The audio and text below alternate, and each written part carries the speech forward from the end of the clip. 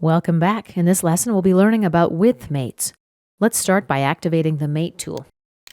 Scroll down to Advanced Mates, expand it. Now let's select the width mate.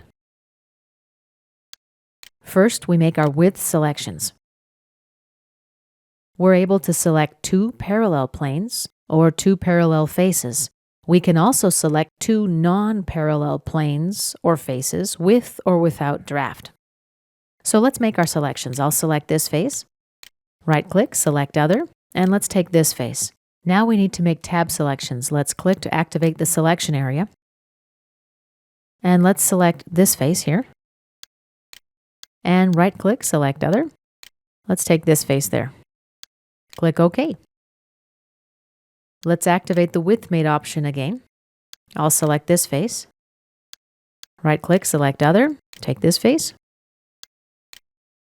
For our tab selections, we can choose planar or non-planar faces with or without drafts, as well as cylindrical faces. Let's make our selection, this face, and let's click OK and then cancel out of the tool. Now let's expand mates in the Feature Manager tree. Right-click, Edit. I'm going to change the tab reference. Let's clear these selections. Right-click, Clear Selections. Let's select this face now. Right-click, select Other, and let's select this face.